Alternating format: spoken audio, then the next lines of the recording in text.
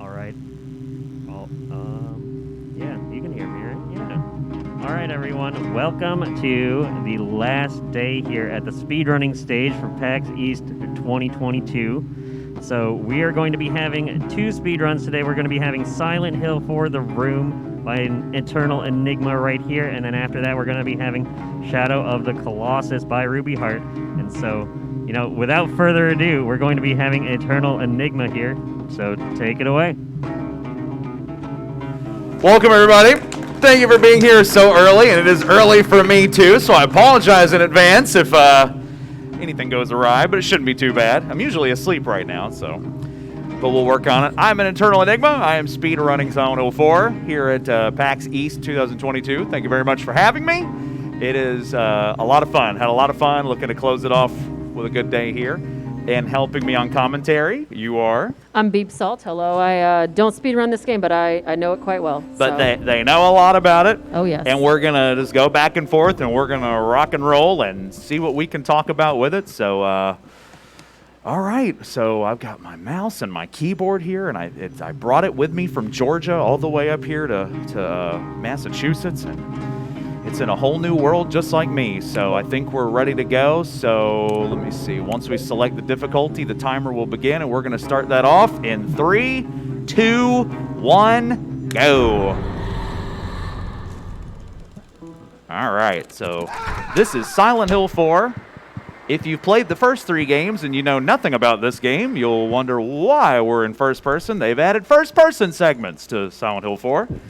And when you're in this part of the game, first person, running in strafe, diagonals, it's going to help you a lot. We have a forced cutscene here. We're going to turn right here. We're going to go right out. Oh yeah, this already feels good. We're going to get a cutscene here. My mouse sensitivity might be a little different than what I'm used to, so if I don't turn with the quickness, I apologize. Just like that. I knew that was going to happen. We got some chocolate milk. Very, very delicious chocolate milk. Very important chocolate milk. It's going to be in our pocket for a while. It is, and we're going to run into somebody later who just has this love of chocolate milk. It just sets him ablaze. We have a cutscene here. When you're playing, for some reason, when you're playing this on New Game, you can skip this cutscene, but you can't, or New Game Plus, I should say.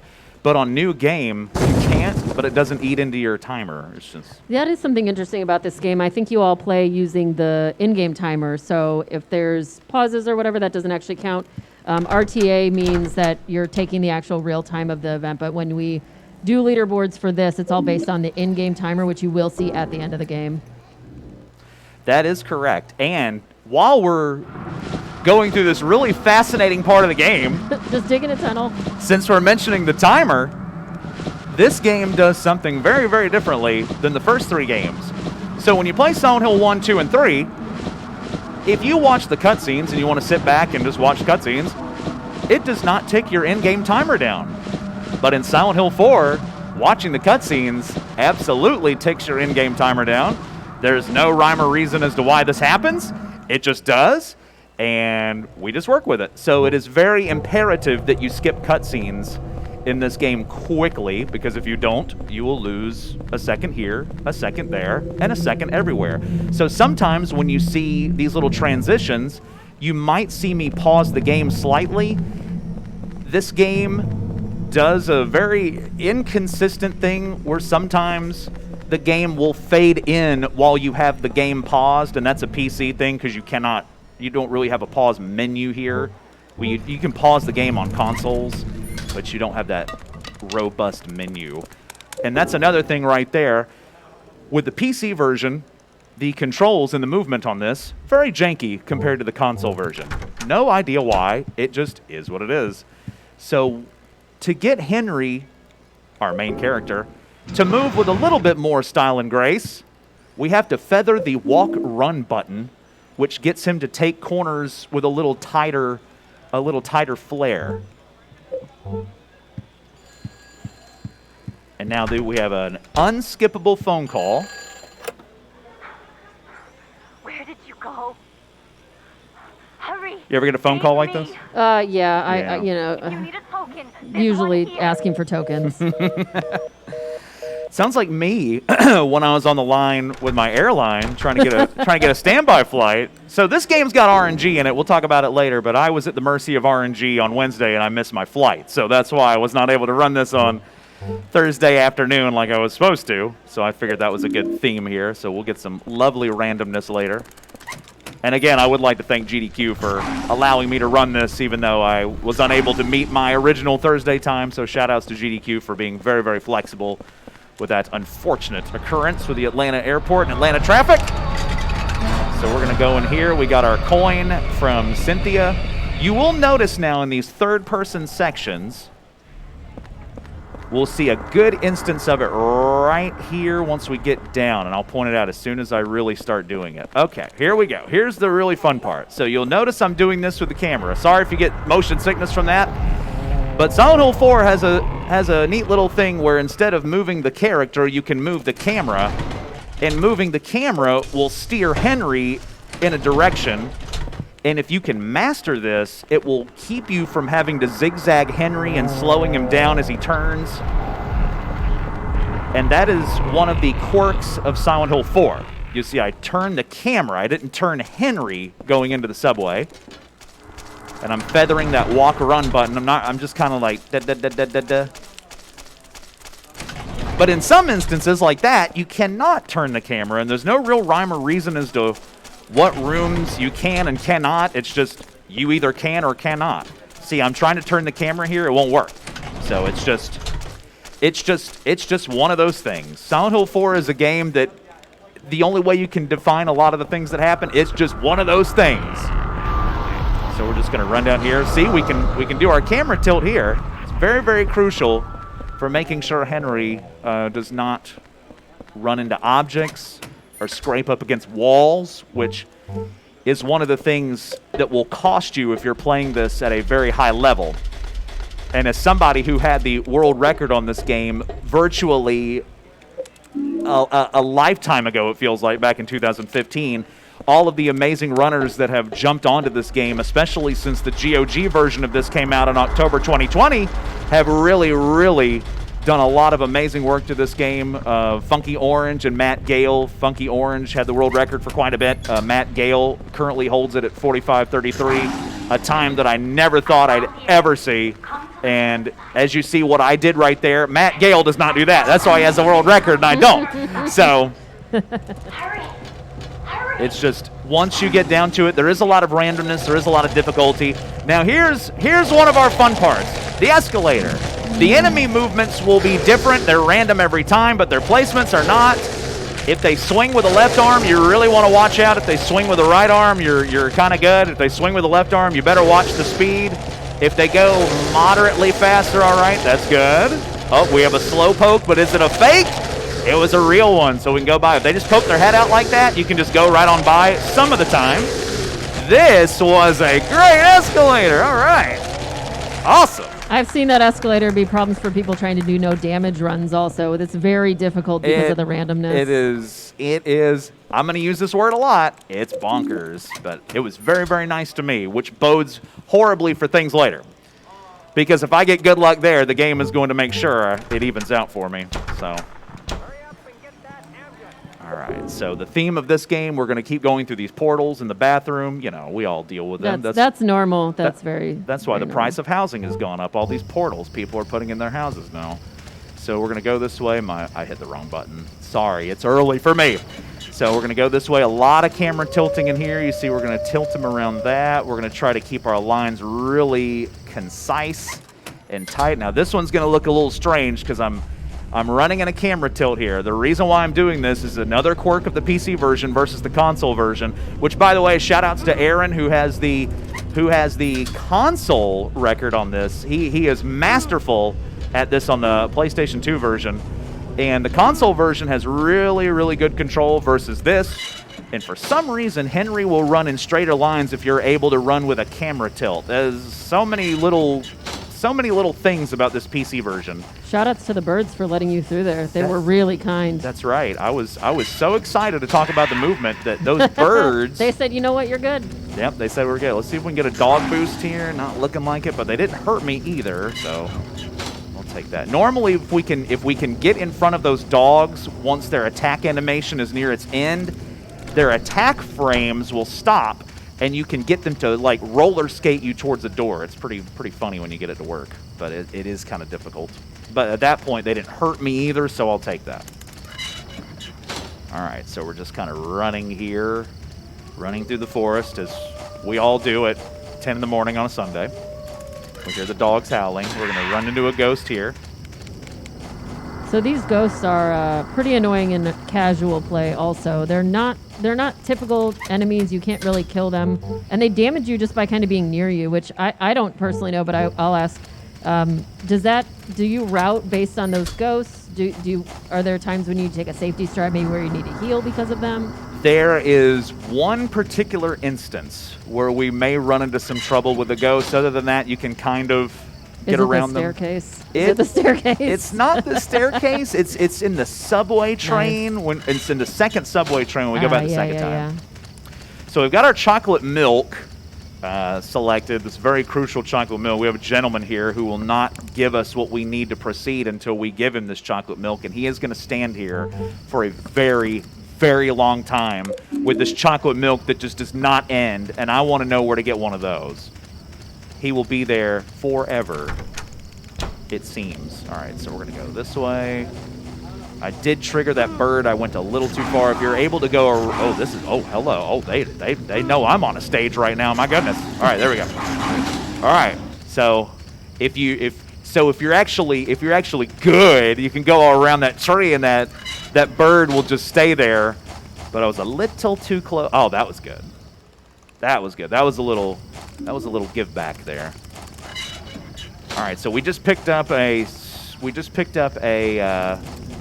key, and there's a little gimmick here where if you try to go back to the main area of Forest World with a key, you can't. You're just going to get stuck in a little fog world. So you have to go back to your apartment. You've got to put the key in your chest. This is revolutionary gameplay, by the way. You have to put the key in your chest. We're going to do some inventory management while we're here because we're not going to need that in here for quite a bit. We're going to put the key back up. We're going to go back in the portal. Then we're going to go back in the main area through another portal, come back to the room, get the key, go through the portal again, and then we're done with the level. Amazing gameplay, let me tell you. They really had it right here. Now, I say that, and Silent Hill 4, though, is a game that I really do enjoy. I was going to say, I know you've played and gotten records for all of the Silent Hill games, including Origins, Downpour, all of those, and this seems to be, from what I can tell, your favorite of those. Maybe Downpour is pretty up there, too, but versus a casual run, oh, God. I don't know if I'd put Downpour in the. Sorry, that's just me.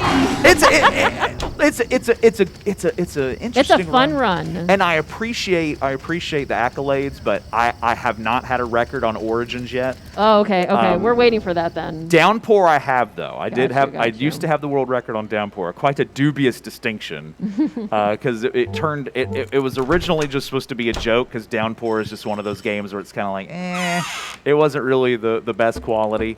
But I feel like that happens a lot with speedruns. You pick up a game, you think, oh, this is just going to be a funny joke, and then you're speedrunning. And then 3 months later, you have the world record. Yep. So then that's what happened to me. So, but let's see. So we got here. All right. So as we just did this whole thing with the key, and once we get in here, still got the milk, still drinking the milk. Still got the milk, and he is, as you're going to hear in a moment, you'll hear how into this chocolate milk he is. There you go. You can kind of. Unfortunately, we can't watch his reaction here, but he's a big fan of that chocolate milk. All right, so we're going to go into our next part of the game. Now, you mentioned casual playthroughs. Yeah. So when I go on Twitch and I quietly watch these people playing Silent Hill 4 for the first time, this part of the game is just one of those wonderful little places that I like to get my imaginary popcorn out on and just watch the terror that happens, because it is so easy to get lost here. It is so easy to just lose your way, but I will be glad, and Beep Salt, we will be glad to be your tour guides to this one. There's something really interesting about Silent Hill logic. In 2 and 3, the logic is so interesting. The stairs, the levers, everything in this area. Plus, you have like those ghosts coming after you, and very, very weird enemies in this game. Very unique and weird enemies. But this is a tricky section, and part of Silent Hill 4 is having to go back into these sections again, and then getting completely confused again because everything's different again. Yep. And you'll see right there, I went up that staircase and I had the camera tilted. If you try to go up that staircase and you don't tilt that camera, he is going to zig, he's going to zag, he is going to just go all over the place. But for some reason on the PC version, if you do that camera tilt, he will stabilize and he'll run in a straight line. Can't mention it enough. This PC port is something else. We're still trying to figure out what it is. But we're going to go up this ladder here. We're going to go up to the very top. We have to open up this gate.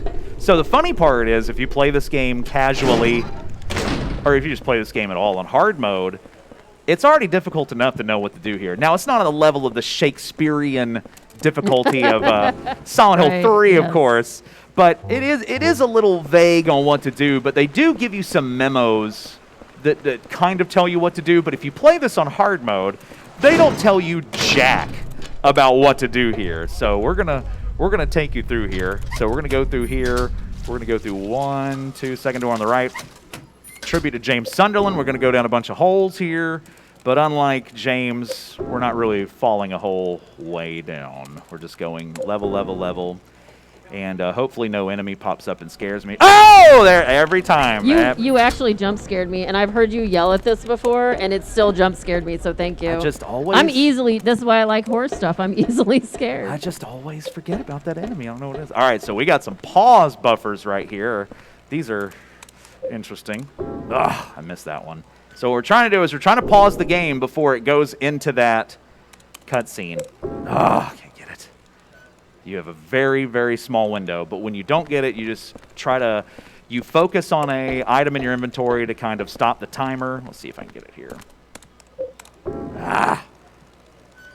The pressure of the stage. Well, these are, how much time would you say, there's 6 of these, right? How much time would you say these save? Oh my goodness, about 15 seconds if you get all 6 of them. Oh my goodness, I didn't get a single one. Oh my gosh. So what we normally do there is if you can pause that, this is exclusive to the PC version. If you can get any of those pause buffers, and there may be some keyboard setting differences since I'm on a different computer, but or some polling differences, but if we can get by that, it will pause the game before you go into a cutscene, and it will save a few seconds there, a few seconds here, a few seconds there. If you do the top 2 ones on that floor, it will skip that cutscene that we skipped at the bottom. And if you can get all 6, I'd probably say anywhere from 13 to 15 seconds it saves, and that's when you're playing this at a top level, it's very crucial. And unfortunately, I was not able to get one of those there. And you cannot do that on the console version because there's not really a formal pause menu in the console version. There's just a pause screen. And if you do that in the console version, you will soft lock your game. So I do not recommend trying that. Very hard to speed run when you can't run. When you can't get out of one part of the game, you are correct. It is very, very difficult to continue. And is this code randomized? No. Okay. All the That's codes. great. Oh, on easy, right? So. And all across the game. Oh, great. Yep, they're the same. We don't have to worry about it. Unlike Silent Hill 3. Yeah, exactly, because in a lot of the other ones, they are randomized. Silent Hill 3, Silent Hill 2, and unfortunately, we have not had SH4 luck show up to find the RNG tables like someone did for Silent Hill 2. We're still, the jury is still out on that. Okay, so we're here. All right, so we are in Building World, they call it.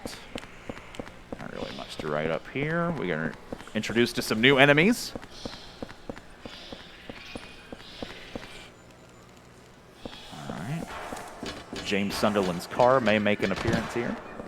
Really? I've never noticed that. Oh yeah, this game has some very interesting reused assets from earlier games. Yeah, they really tenuously tied this to 2 just because I think they thought 1 and 3 were tied together. Let's just throw some stuff from 2 into this, including stealing swords out of ghosts. Very normal. Just random. So for inventory management later, we are going to get that sword of obedience from that ghost. Now that will cause that ghost to show up and start bothering us, but hopefully not too much. But it is necessary for inventory management a little bit later in the game, and you'll see when we go back to the forest world for the second time, you'll see that. Let's see if that ghost spawns to the door. Oh, it was nice. Thank you. Sometimes if that ghost spawns further to our visible right, you're going to get knocked back, and you can't. At least I haven't found a way to miss that, but I got a little lucky there because it was more centered in the door, and if you just spam the space bar, you can kind of get by. So, spooky noises, blah, blah, blah, blah, blah. And they reuse some sound effects from Silent Hill 3 as well. And as you see, we have the army, we have the food for an army of cats, even though there's a dog on the box, but Henry's not the brightest lamp in the ceiling. So we're going to go back up the stairs here.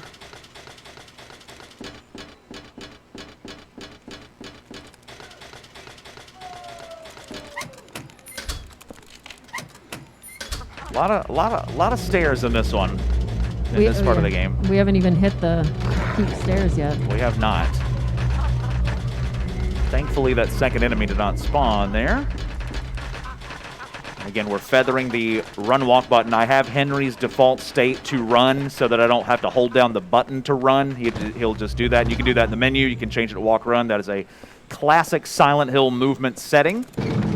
And it seems like you've also changed the blood to purple, which is very on brand, I think. Yeah, I mean, it's just one of those things. You know. I like to keep it consistent. So you see there, we did not actually go down the ladder. I found a little squeaky frame to escape through, to hit the ladder there to get the trigger. All right, we didn't get hit there. Now these dogs, if the dog attacks me when I'm going around the corner, it's going to get me an exaggerated bite animation. Thankfully, we did not. That was really, really nice. A lot of these enemies you can just run by, even if there's an enemy right in front of you. You can just kind of walk right up to it and you can go through the door. So,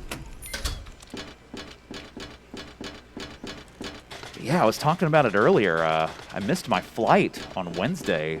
It was quite something. I was supposed to run this at 12:30 on Thursday, but there was some unbelievable traffic in Atlanta, Georgia.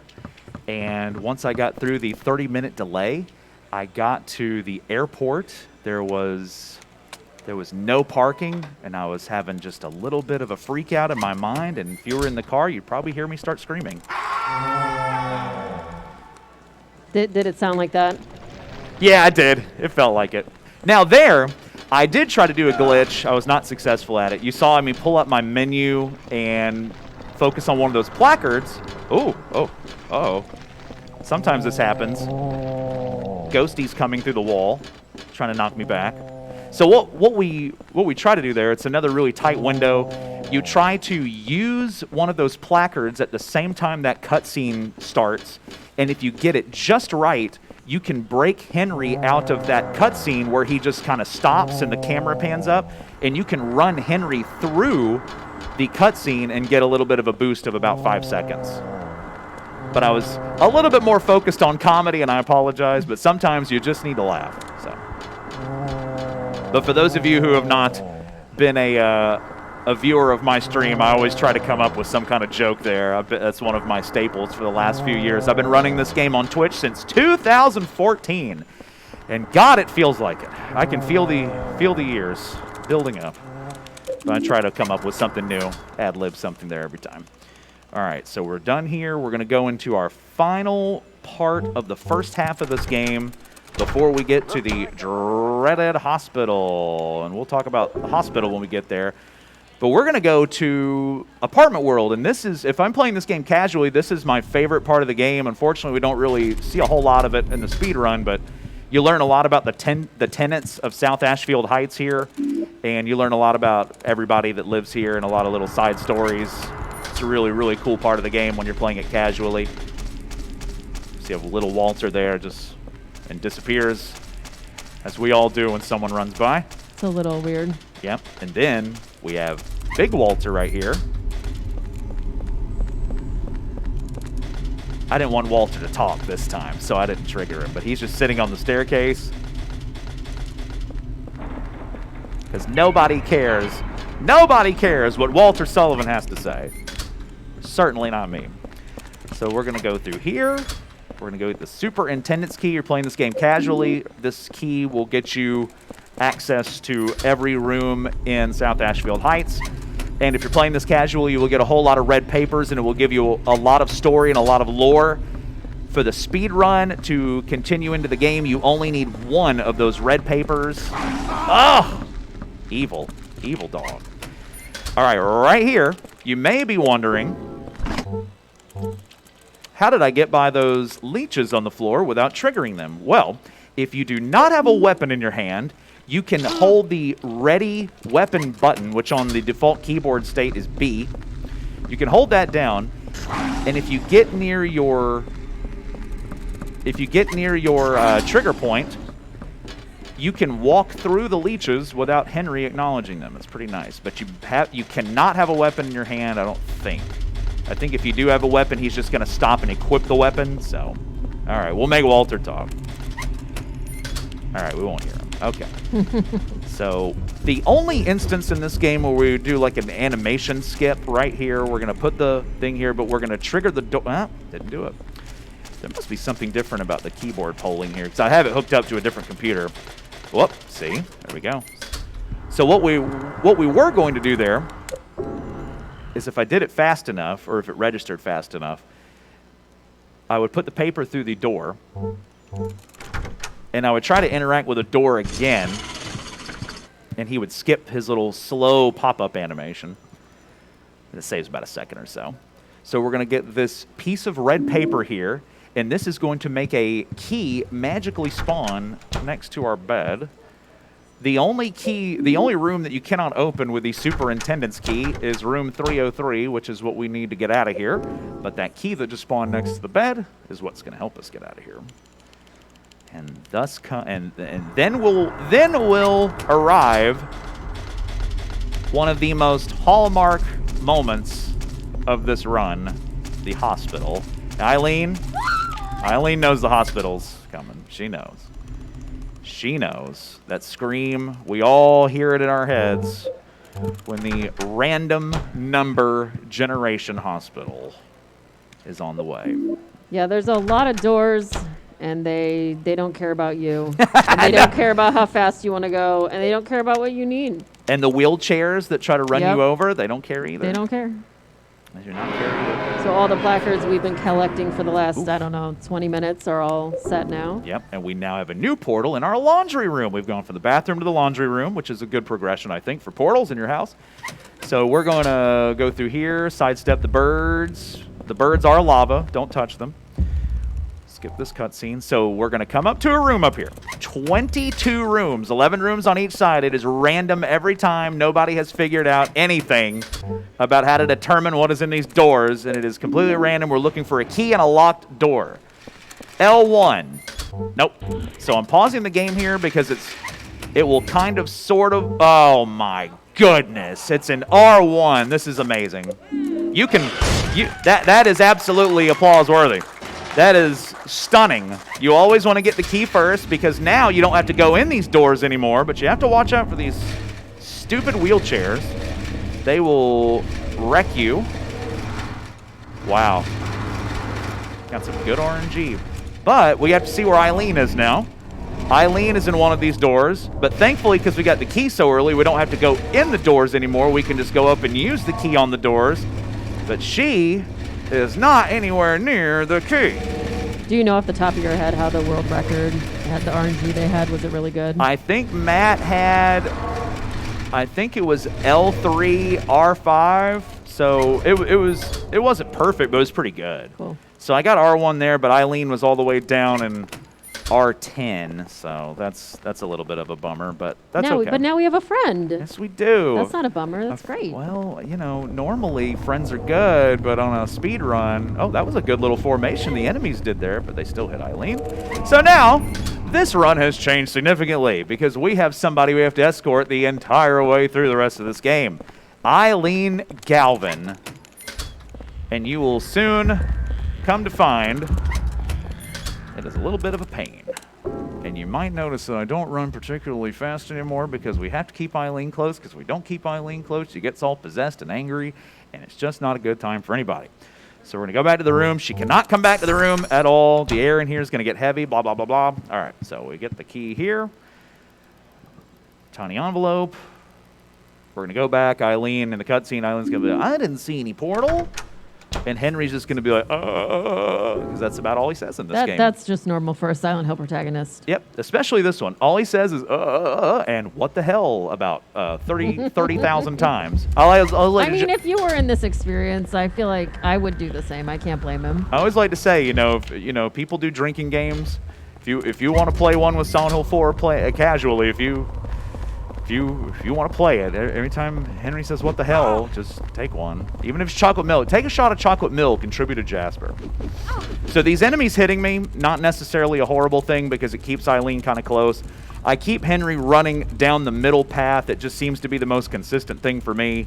I spam this here because when that text comes up on the screen, it stops the in-game timer. And Eileen. Yeah, I was going to say that's a good difference between an RTA and an in-game timer run. If you were doing a real-time run, you would not want to do that because it does delay. But in-game timer, you just got to get her there. Yeah. And if you keep spamming that, you can get the entry to the door as quick as possible. So here, I turn the camera this way. You may notice that I'm slightly turning Henry to his right and our left.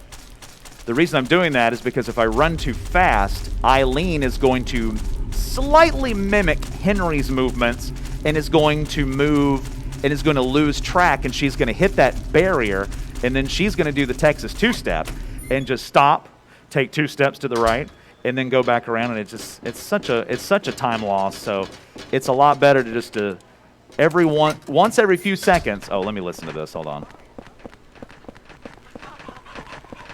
Okay, good. I did not get the aggressive enemy that likes to hit Eileen sometimes.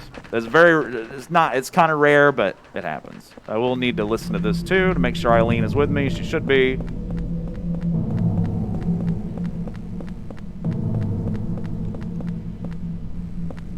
Eileen?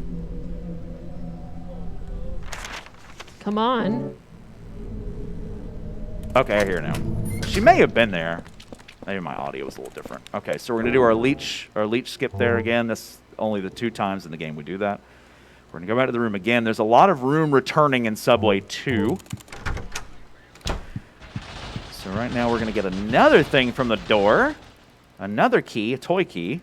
We're going to come back here one more time and then do some supreme inventory management, but not yet. Right now it's just getting the key. Go back. A little bit of a technical trick incoming. Not really so much of a trick, but a strategy that has recently been figured out in the community. By the way, Silent Hill Speedrunning Discord, if you're interested in Silent Hill speedruns, great Discord, a lot of awesome people in there, helping people out for every game, even PT and Book of Memories and all that stuff. It's all there. Join it if you're interested at all. Great community over there. So right here, we're going to stand right here. Wait till we hear a noise. There! Oh, I got it early. Nice. So when you hear that noise, that is Cynthia, that is the ghost of Cynthia, leaving the subway area, which means she will not destroy Eileen while you're away. So Eileen's possession level, once we get to the end of Subway 2, should be manageable. It is very crucial that you hear that noise. And I just like making that noise. I'm sorry, I won't do that anymore. I just like that noise. But once you hear that noise, that is a very good noise because that means Cynthia is leaving Eileen and she is going to try to bother you, but she doesn't really get in our way. So she may appear through the wall right here, but she can't really do anything. Like you asked earlier, do you try to get around ghosts? Yeah. And there's not really a whole lot that the ghosts do. If they do anything, it's just very minor annoyance. There's some ghosts in here, but since we have Henry on a default run state, they can't really do much when they're just around him, and we got kind of good formation there. Wow, getting a lot of good fortune here with some of the ghost movement. So right here, the camera will not start tilting until now. For some reason, it only does it halfway through. Ghost coming through the wall, so we got to be careful. So we're going to go up the escalator again. It is thankfully not as crazy as the first time. There's only going to be 4 of these.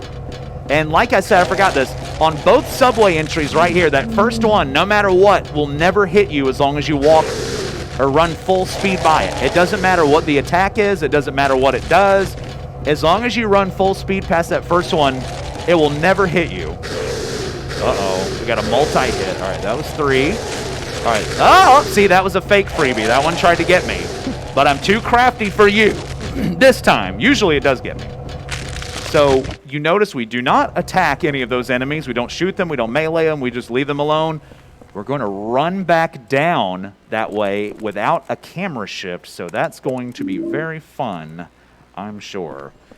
So we go through here, we get Cynthia's commuter ticket, which negates the subway tokens. Hopefully Eileen does not come through the... Yeah, she's fine. She's way back there. You know, you mentioned that you don't really attack any of those things, but you haven't attacked anything in this game. There's been nothing but running, which I think, you know, it's a very different kind of speed run in that regard. Yep, that's a good point. That's something I forgot. That's why I've got you here. Thank you very much. Of course.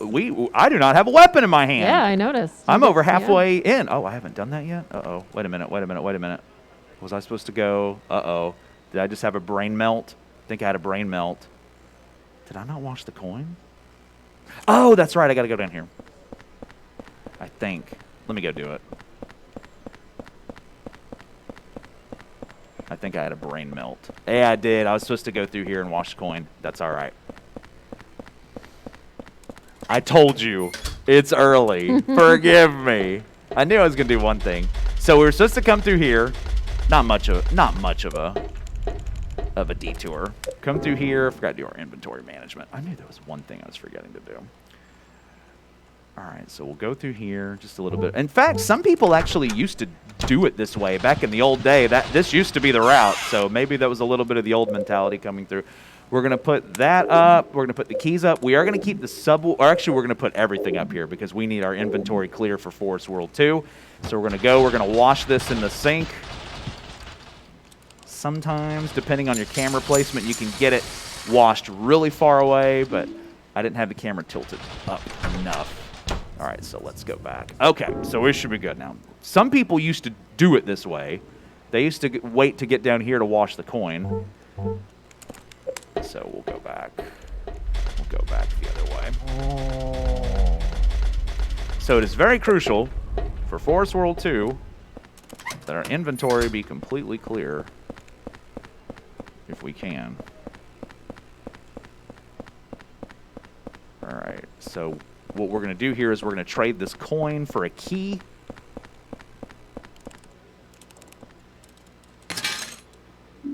Murder scene key, okay. And then that will be out of our inventory. We'll trade that for a subway. Oh my Lord, I am backwards. Hold on, let me go get this. I forgot the What is wrong with me? What happened to me? Well, it's interesting because it shows that a lot of difficulty in a run like this is the inventory management and the order of events. You can go back and watch my last stream VOD. I totally did something like this. This game gets, with all the repeats and the backups and everything, is very easy. Even for someone like me who has been running this for about 8 years now, it is very easy to get turned around. So it really does speak to the way that everybody has just dominated this game, like Matt Gale and Funky Orange and everybody who's I think I'm currently 7th on the board right now. I know I'm not playing like it, but it is it really speaks to the amount of talent that has shown up for this community, especially since the GOG port of this came out. It's just awesome to see, because this is a game, in my opinion, I have a recorded time for all 8 runs of Silent Hill, and in my opinion, this is the one that is the most difficult to get consistent in. So, and as you can see, even me, who has run this and ran this right before I left for PAX, it is still easy to get turned around just because you're repeating so much stuff. And like as we were talking before in the tower, I don't remember what that area is called, whatever world it is. It's so, because of the repeats, casual play of this game is really chaotic and very confusing. Very, yeah. Just a first playthrough of this where you don't know what, and the inventory is so limited. It's very difficult. And I don't help anybody when I'm watching this casually. Oh, no, you can't. That's never. I just sit back and I'm just like, they'll figure it out, maybe. They'll figure it out. I think that's part of the fun of speedrunning. Not only do you get to have fun speedrunning, but you know the ins and outs of things so much that it's fun to see someone kind of learn those elements. Yep, no backseating from me. You have to figure it out if I'm watching. All right, so this is going to be interesting. So we're going to run towards the camera and try not to get hit. One enemy here. Trying to play it safe here. All right, so we have another one immediately. Come on. Oh, okay. Don't hit me again, please. Don't hit me again. Okay. You get a little bit of iframes there once you stand up. But that wasn't horrible, because sometimes he can just knock you back all the way to the top of the escalator, so that was good. Oh, this is where the widescreen version on the GOG port really helps. Oh, I bet. There we go. Okay, that was manageable. That is another thing that was very difficult to do on the original version of Silent Hill 4 because there was no widescreen on it. The widescreen on the GOG version gives us quite a bit of help there. All right, thankfully no other... Oh, there it is. I was about to say, no other ghost spawned in here, but there he was. And I hear Eileen not happy with this. So I'm going to be interested to see what her possession level is. All right, good. Cynthia, you stay back there. Okay, good. That's good. Eileen, right behind me. Good. Does every ghost have a name? They do. I think that one was Howard, I think it was. The one that just popped in. All right, so Eileen is not limping. That's good. She's a little more possessed than normal because that second ghost spawned. And if you do the route perfectly, which I did not do, if you do the route perfectly, usually that second ghost does not spawn in. So because I took a little bit of a deviation, that second ghost popped in. But if you do it perfectly by the book, it will not show up. So these little curly Q hallways or staircases are going to get a little bit longer. Same deal. You want to tap tap A maybe once every second or two to make sure. Oh, see, Eileen's getting really close to that rail. You can kind of steer her back. All right. So now we're going to go to Forest World. This is why our inventory is completely clear. We are going to get 5 doll parts. So we're going to pick up a lot of inventory here. So we have to make sure everything is clear. I take my time there because this doesn't really tick the in-game timer down. There we go. All right. Daddy? No. Don't ask that. Okay, see, she's... possession level's already kind of getting there. All right. She's chanting a little bit, so we had to go back and get her. She got stuck. So I'm going to not really run full speed, because Eileen is a little concerning right now, because she's already chanting. But you see, I'm trying to keep the back of her head in the frame just a smidge. Okay, that's fine. So this is where it gets tricky. Speed running, your instinct is to run fast, but you can't really do that right now because somebody's following you. Oh, hello. All right, she should be right there. That was the dog boost I did not want. That was an instance of the dog boost, but we don't want that. Okay, so once we're here, we can leave Eileen the heck alone. We can go off on her own now because she'll be in that middle area. No enemies can really attack her. I don't really care about getting hit by the bugs here. It's annoying if they hit me, but it takes more time to avoid them than it is just to take the hit. And there's Mr. Sullivan, who's walking around with a gun and a chainsaw, clearly getting ready for his Call of Duty esports career. So let's get the silver bullet, which we will... It's very important we pick up that silver bullet. I've done it before where I did not get it, and we'll talk about that when we get to it. So light the torch. Now, there is a mechanic in this game, and if you look at the torch, which we're not going to do, it will tell you that it will burn longer if you go back to the apartment and soak it in oil. That is one thing which, if you know a lot about Silent Hill 3, Silent Hill 3 can be very mysterious in its puzzles, and this game is the complete opposite and just outright tells you things. Oh, yes. In the last area where I washed the coin, if you examine the coin, it says, you should probably go wash this coin. So there's not really a whole lot of ambiguity in this game, which is, it's kind of disappointing from a story aspect, but it definitely helps with speedruns because it just keeps everything... They just let you know everything you need to do. It's like an internal coach or an internal trainer. All right, so we'll walk here. So my point was, instead of going back to the room and soaking the torch in oil, as long as this game is designed to let you get the doll parts as long as you get it within the next area. And our friend Jasper is back. He's very upset. We took the chocolate milk away from him. Sorry, that man on fire was Jasper? Yes. Oh, I didn't know that chocolate milk could do that to you. Yeah, well, listen, when you discover a love like he's got for chocolate milk and you take it away... It burns so bright and so deep, I know. And it just forms on the outside. It's very, very sad, but we can't feel too bad for him because he's trying to kill us, so we have to get away from him. Now, I've seen some pretty interesting people play this for the first time, some really enterprising people that think they can set the torch on fire. With him? With him. That does sound like a Silent Hill logic puzzle. And but, it's such a good thought, and it doesn't work, but gosh, I wish it did. It'd be so awesome if it did, because that makes so much sense. That's totally a Silent Hill thing. Suddenly enemies. We have 4 of these things. That's another staple of playing this game casually. They love to throw just tons of enemies at you in small spaces. And that is what makes this game even difficult on easy. I've seen, even me, when I play this casually, sometimes it can be a struggle on easy just because of the amount of enemies that throw at you in small, confined spaces. It is a different thing that started here. This is a very experimental game. This is the last game done by Team Silent, the original dev crew. Although it didn't really feature all of the main players of the dev crew. It was more like the lesser folks that got higher roles. But then they were disbanded by Konami afterwards. All right, this is something that I used to be really bad at on speedruns a long time ago, is lighting that torch. So we got it this time. So I think we're up to... Okay, we got 3 body parts. So we're going to get 4... Or doll parts, excuse me. Doll parts. All right. Ugh, see how easy it is to zigzag around when you're not tilting? It's just... I love these guys. These are like my favorite of how they look for the enemies. They're, like you said, the enemies, there's a lot of them, and they're really...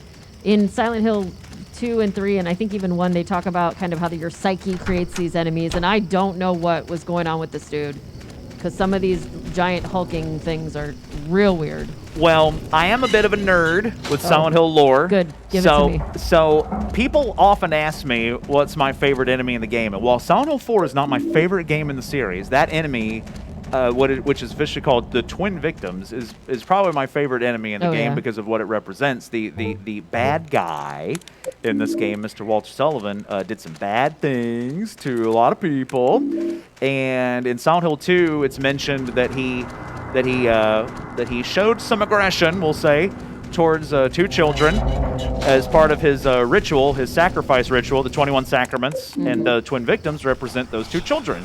So that's really interesting. Thank you for telling me that. So like I said, I love that one too. So I'm glad to hear it's got really cool lore too. I love the symbolism behind the enemy, and it's so crazy because this game doesn't have a whole lot of symbolism behind its other enemies. It's just kind of random, like the dogs that make cat noises. Can't really tell you about that, but I can tell you about Twin Victims all day. Better than Homecoming. It is. Homecoming's enemies look good though. They do. I can't tell you what they're about. I can tell you what the bosses are about. They got some noises though. They sure do.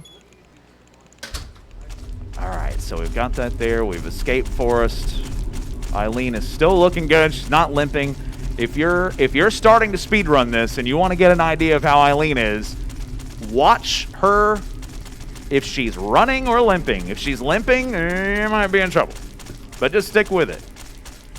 If you're just starting. If you're not just starting and you're wanting good times, if she starts limping, just hit the reset. Hit reset, yep. Just reset. But thankfully, after this part, we don't really depend on her a whole lot more. Because Building World... Water Prison World, we're just going to go back the second time. It's really just a long walk down this staircase where we were before. I have to be careful not to get too far ahead. If I just run full blast towards the door, Eileen will get flagged. And we're just... This is it. So get ready. Oh, Walter spawned. All right. So are you looking for any particular ending for this one? No. Okay, cool. So what... The possession level does affect that, but it mostly just affects your movement, I assume then? And this part of the game right here, I have found, is in the speed run... Oh, Eileen, come on. Is what changes that ending. Got because you. Before, what we used to do is go down these ladders and just wait at the bottom for Eileen to make it. To walk down, got you. We just wait for her to make it, but as she does, she gets hit by all these birds. Walter shows up and he's because he goes after everything. He tries to shoot the birds. He tries to annihilate everything. He's just a machine of destruction. Don't leave me alone. Well, you got to hurry up. This is a speed run. Come on, Eileen. she'll come up later and be like, "Oh, you're going too fast." And I'm like, "That's the point, Eileen. We have to go fast." Now, don't look at the birds. Come on. I know they're pretty, but come on. Come on. See, she does the thing. But this is still faster than going down the red ladders and just waiting, because she'll get pelted by everything on the way down. and it helps keep her close. And another thing that affects her possession level is how far Henry gets away from Eileen. Sure. If you separate from Eileen a lot, she's going to get more possessed in an area with enemies like this, and she flies out of control. She just keeps stopping to look at the birds like this is a zoo. Come on. All right, there we go. Okay. So we're going to do a little trickery here. We're going to put Henry in the corner here. We're going to bump Eileen and get her in that animation, so we're going to go back out the door where Eileen does not follow. So we're going to have her safely little trapped in there, go back up the ladders and sort of revisit a few areas. Go 1, fourth door on the right, 2, 3, 4. That enemy, as long as you're running, will not hurt you. If anything, it'll just give you a little bit of a boost. As long as you just maintain a full run. The tribute to James Sunderland returns. All right, so we'll go here, pause the game so I know where I'm going. Go right there. All right, cannot progress in the game until you get this shirt. And you do what we all do with shirts.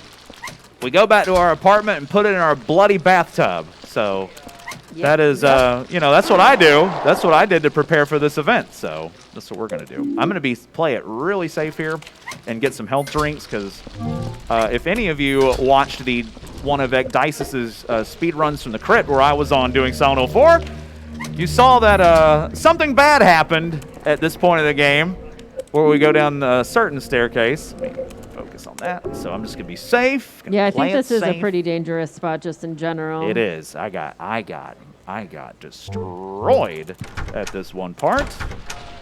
All right. Come on. All right, so we do this, and as soon as we do this, for some reason, a ghost spawns who is super tough if you don't have the right stuff to attack him. So we're going to leave the subway card for purposes that will be made apparent for the final boss fight. But we're going to put this torch up. We don't need it anymore. We're going to keep pickaxe because we need that for the final boss fight. We need the pickaxe and the subway card for our final boss fight. Let's get the handgun ammo. I'm taking my time here because the in-game timer is paused. It's just instinct. Sword of Obedience, silver bullet, handgun. You're going to need that here, and we shouldn't have to do inventory for the rest of the game. So let's head on back down. Oh, that was a good focus. Sometimes if you focus on the portal, if you're not right on it, it'll do like a little slow tilt. But if you get the right spot, you got it. So we're going to do a little animation skip here. There you go. So if I equip the gun, but hit the door at the same time, it'll skip that animation. We're going to do another animation skip here if I get it. There it is.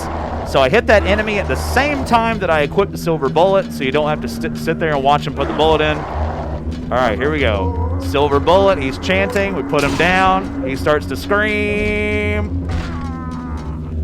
Put it down. You get the key. If you don't have a silver bullet and a sword of obedience here, I'm sorry to say that you're going to have a bad time. That enemy is tougher than the final boss. If any of you are familiar with Mortal Kombat, you know Kano does the cannonball. That guy cannonballs everywhere, and it is just heck on earth to get him down. And that's with any of the ghosts in this game, especially the mega ghosts. Like that one, that was a character that we saw earlier in the game, Cynthia, Jasper. If you want to get those enemies down on the ground, you have got to do huge damage to those ghosts, and it is a pain. So in-game timer is going to pause here. We're going to check Eileen's pink triangle here to see where she is. As soon as she gets close to those 2 circles, she should be there. A more enterprising person would just have an internal timer in their head, but I'm not one of those people. So there she is. Okay, so we're going to keep her right here. Now on Dice's show, this is where I died.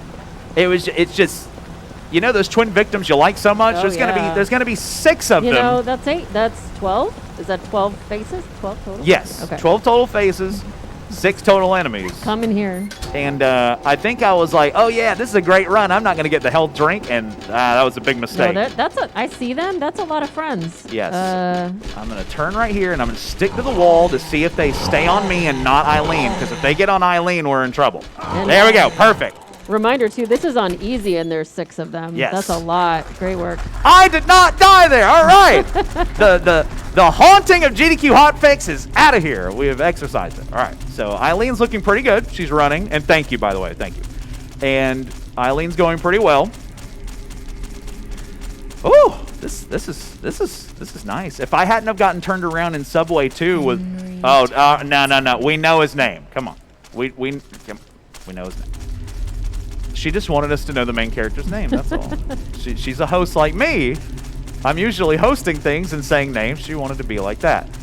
So we're going to go, I think, Building World a second time, and we're going to do not so much like if you're familiar with Silent Hill Homecoming speedruns, we're not going to do so much of the clipping, skipping that we normally do in that. We're going to do a little bit of just manipulation here to skip the entire puzzle part of this. They want you to pick up 4 items in this area, go put them in specific places, but you know what? You remember that little animation thing we did where we got Eileen stuck in a room earlier? We're going to do that again right here. We're going to do that. We're going to do this here. We're going to bump, and then we're going to get back in this elevator, and Eileen is not going to be in this elevator, and we have just completely confused this game because Eileen is supposed to be in that elevator, and you see there's a pool ball there that we're supposed to go put on a pool table, but we're not going to do that because we're speed running, and we don't have time to do these things. So we're going to go through here. We're going to meet up Cynthia again, and thankfully I got that health drink. That'll help me out here. So you see, you couldn't see it, but there's a fence to the left there. But guess what? Right here, that fence that is keeping Eileen from us has despawned. So in about 3, 2, 1, Eileen's here. We've skipped the whole thing. Hi. We've skipped the whole thing, so we don't have to do any of that junk with the soccer ball, the stuffed cat, the pool ball, and the volleyball, I think it is. We don't have to do any of that. If Eileen will come on. There we go. She's trying to get through the wheelchair rave. That's right. The wheelchair bumper cars. And the funny thing is, and I tend to forget this, you can attack those wheelchairs. Give me just a moment. I need some audio here. I need to hear when she gets off the steps. Okay, when she gets off the steps, you can kind of pull her through that fence there, which is nice. But yeah, you can attack those wheelchairs. Do it the next time you play Silent Hill 4. Anybody. Oh, that means I have to play Silent Hill 4. Yeah. You can attack the wheelchairs, and they actually make noises. All right, so we're coming up on another big random part of this game. Another vendetta that I have that can ruin some runs if you're going for PBs or higher ranking times. But Eileen, we have to get Eileen down here first. So you notice I'm not running full speed again. I'm kind of stopping for a second once I hit this wall here. I'm trying to keep the birds on me. She's running at a good pace. If you run too far away, the birds will kind of swarm her. But I kind of want the birds to stay on me, and I still want her to stay close. So it's just a little bit of trickery here. So you notice that we were here the first part of the game, we were going up, and now we're going down the steps. There's a lot of stairs in this game. I don't think I ever, it should be called Silent Hill 4, The Stairs. The Stairs, it really should. Okay, we're going to pick up the health kit in case things really go wrong in here.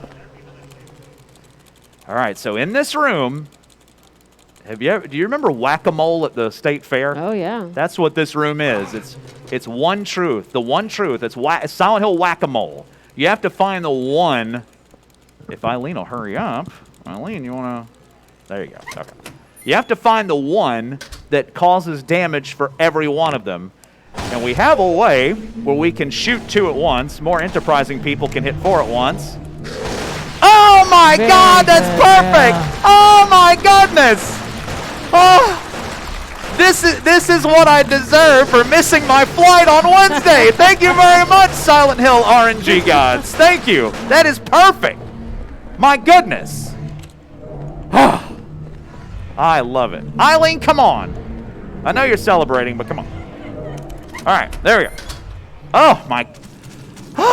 So that was the first thing you had to actually kill or do anything with. That was excellent work. Yeah, pretty much, yeah. Yep, don't attack anything the whole way through. Like, we had to shoot the ghost just to get the key, but you can't kill ghosts in this game. Yes. But you can't kill them. Yeah. You just have to put them down to get the key. I cannot believe, my heart is fluttering right now. I cannot believe that I got that here. That is perfect. So let me give you an idea, because this is a long thing. In that last room, there is, I think, there's 8 to 12. There's 12 of those. 12 of those things. and I tend to shoot them in pairs. And if it's not one of the 3 pairs in that half of the room where you spawn in, you are in for a bad time. And that's why I picked up that health kit. But we got the best setup you can get. And there is no way to manipulate that. There's no way to know. And as proof that that will never be manipulated, you can leave that room once you enter it. Some people don't know that, and I tend to forget that. Once that room starts, you can leave it and go back, and when you leave and go back, it resets the RNG for the one truth. So nobody's found a way to manipulate it because it dynamically resets every time you go in that door. It's not set in the beginning of the game like Silent Hill 2 is. So it's a barn burner to figure out what's going on in there. But look, we're in the room. We are. We're in our room from the 60s or 70s, and this is where you get the big reveal. Spoiler that when you started the game, you weren't really Henry. You were the previous guy that lived here. And in a casual playthrough, this is where a big lore dump happens. He, you know, just like we all do, we come out of the top of the ceiling and talk to our future tenants and tell them what all went on, but we just don't have time for that. Let's get the pickaxe here, which is merely for show. We don't use that as a weapon. And we're going to find the big secret that there's somebody been hanging out in our apartment this whole time behind a door we didn't know existed. Now we're going to pick up what he calls, and this is humorous, we're not going to be able to look, well, you can kind of see it, a pair of evil-looking keys. The apartment keys, and if you examine, he says those are some evil-looking keys, the keys of liberation. So we finally exited room 302, and we're going to leave it. We're going to see that things are not that much different than they were before. The walls are still covered with hamburger meat, and we're not going to eat that, and it is still a mess, but we are nearing the final stretch of the game. And thankfully, we can leave Eileen completely alone here. It does not matter. But like I was saying earlier, when we were in water prison, when we were walking down that huge staircase on the outside where all the fog was, if you just go down the ladders and leave her there, that tends to be the thing that ticks up her possession level enough to cause you to get a bad ending. Interesting. But it still takes you to the end of the game. Oh, that was nice. Yes. Yeah, because like, how many, do you know off the top how many endings there are on Four. this one? Four? Okay. And this is the only game in the series that did not have a joke ending of any kind. No UFO ending. I was going to say there's no UFO for this one. No UFO, no dog ending, no feel-good, happy, fun ending at all. It's just in its own little world. But when we do the Stratton Water Prison 2 the way that it's done now, for some reason that is the thing, that is the tipping point that keeps her saved as long as the final boss fight does not go bad. So now our job here is to interact with these empty husks covered with straitjackets that also have Walter Sullivan's hair on them. And we hear Walter's... Oh, shit. Wow, Walter. Walter's dad, that is very rude. You shouldn't talk to our audience like that. All right, you get out of here. Jeez, he's so rude. That's Walter's dad. Walter Sullivan's dad. The reason Walter is the way he is. So we're gonna go to the right here. We're gonna get this one here. Then we're gonna circle around. Whoop! Don't go in there. So you're really just triggering little mini lines to be delivered for further the plot. Yeah, and for every one of those husks that we interact with, the superintendent's room has, I think, chains around the door, and every 6 chains on the door, and every time you interact with one of those, it removes a chain. Isn't the superintendent James Sunderland's dad also? And that's how they tried to like overlap this game more? Yeah. Big old Frank. Big Frank Sunderland. Frank, that's it, yes. We're going to pull that through the bookcase so we don't have to actually get up to it. But yeah, so Silent Hill 4 is not really a sequel to Silent Hill 2 like Silent Hill 3 is to 1. No. So this game, depending on what you believe, didn't start out as a Silent Hill game, and I do subscribe to that theory. And no, I agree too. That was what I've heard in the past. I feel like they've just changed some names to make it kind of fit some previous things. Like you could change Walter Sullivan's name to anything and it would be the same game. So they just kind of did some story manipulation to make it fit. But yeah, very loosely related, not a direct sequel. Let's see if these enemies hit me. Oh, this one's gonna hit me. Ah, I knew it. It's just random. Sometimes they hit you. Maxi Lobes likes to call that the secret elbow. I just got secret elbow. Yeah, that's a good name for that. All right, so just kind of moving our way here to the very end. Thankfully, I do have a health kit in my inventory, but we don't need it because this game is generous and it refills your health completely full before you get to the final boss fight. But I have it just in case things go bad in the final boss fight, which sometimes they do. Right, this game doesn't auto-save at any point, right? It does not, and you only have one save point in the whole game, and it's right in that corner in the room over there. So anytime you want to save the game, you've got to come back here and do that. All right, it is time for the finale of Silent Hill 4, and thank you for watching if you're still with us at this point. And we'll go down here, which you should be. How dare you tune out. All right, so we're going to do some neat little animation skips here, if I can get them. Have you ever watched somebody roller skate with a trombone? Can't get it. This keyboard might be polling the buttons a little bit different. There it is. There it is. Nice. He's sliding with the trombone. This final boss is really hard on a casual run to even just figure out what you are doing, and there's a strict time limit. Yep, because Eileen is... She's going on a walk. If you want to save Eileen, oh, Walter, don't you dare. Don't you... All right, sometimes he'll do the spinneroonie. He cooperated. But yeah, Eileen is on a timetable, so if you want to save Eileen, it's not crucial to the boss fight. Right. But if you want to save Eileen, you got to get this done before she runs into the Event Horizon Ball of Doom. If I don't get this on the first try, I'm not too worried, because I'm more concerned with Walter being in the right spot. All right, there we go. I'm getting in the groove now. There we go. All right, I got the last three. So what we're doing there is I'm trying to use the subway card on something that it cannot be used on. And recently the community has figured out that if you do that when you pick these spears out of the wall, it messes with the animation so that he gets stuck in that first frame where he picks the spear out and he just slides across the floor. And if you get all 8, it saves a bit of time. And I have Walter in an absolutely perfect place. And this should be one and done. Iframe. All right, let's see. This is random. I may get hit once, and that's fine. It's either 4 or 5 hits. We got 1. We got 2. Got in place perfectly.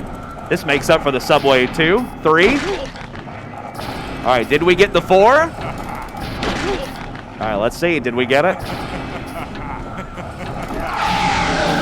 Time will be coming up once the game fades out. I got the good Walter RNG. And time. Great work. Excellent job. Wow, that's a good run. Other than Subway 2, I got turned around. It was excellent. Oh. Thank you very much. Yeah, that was awesome. That's a 106 You know, live. I've never worked with Beep Salt before, and I think we did very well. Yeah, that was excellent. Thanks for letting me be here. I didn't even know you knew anything about this till Thursday night. I know everything. I know. I should have known better. I should have known. But let's see what our final time was here, since I know we got more runs coming up here.